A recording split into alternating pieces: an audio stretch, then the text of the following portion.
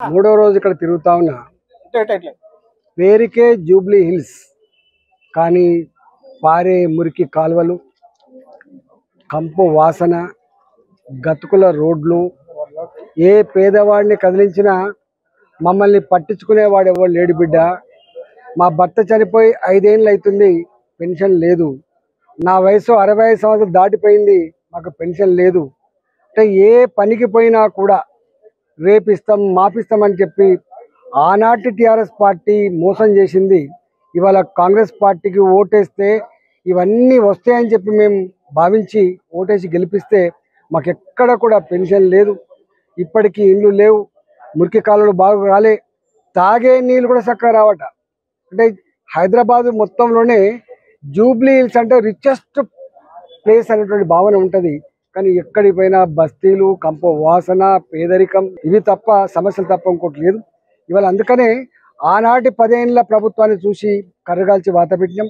ఇవాళ 2 ఏళ్లలో మళ్ళీ 2 సంవత్సరాల కాలంలోనే కాంగ్రెస్ పార్టీ 40 ఏళ్ల క్రితం ఏ దుర్మార్గాలు అయితే చేసిందో, ఏ చిల్లర పనులకైతే ఒడిగట్టిందో, మళ్ళీ అదే చిల్లర పనులు, అదే సంస్కృతి, మంత్రుల మధ్య సమన్వయం లేదు, కొట్లాటలు, వాళ్ళు డబ్బు సంపాదించుకోవడానికి, వాళ్ళు దోసుకోవడానికే టైం సరిపోతుంది తప్ప ప్రజలు పట్టించుకునే పాపన పోలేదు. కాబట్టి ఇవాళ భారతీయ జనతా పార్టీ ఇప్పటికే అసెంబ్లీ వేదిక మీద సమస్యల మీద, కాంగ్రెస్ పార్టీ ఇచ్చిన హామీల మీద కొట్లాడుతూ ఉంది. కాబట్టి జూబ్లీ హిల్స్లో కూడా ప్రజలు కనుక 2 పార్టీలను బొందబెడితే ఇవాళ ఈ ప్రభుత్వానికి కొంత చలనం వచ్చే ఆస్కారం ఉంది.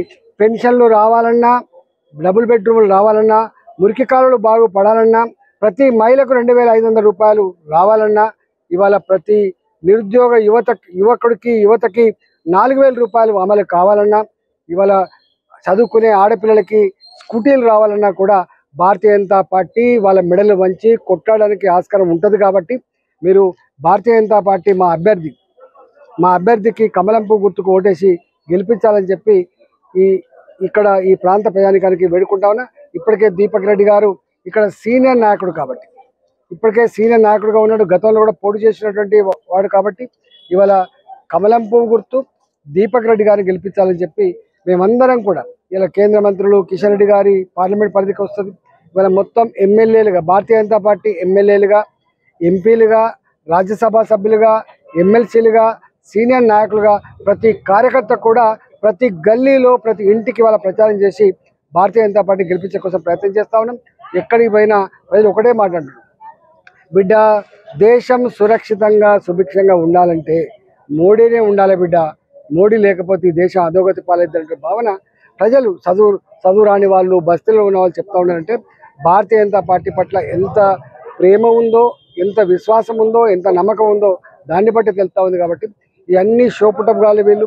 ఇలా బీఆర్ఎస్ అయినా లేదా కాంగ్రెస్ పార్టీ అయినా షోపుటప్ గాలు తప్ప, తిమ్మిని బమ్మి చేసి అబద్ధాల ప్రచారం చేసి తప్ప వాళ్ళ మీద విశ్వాసం లేదు.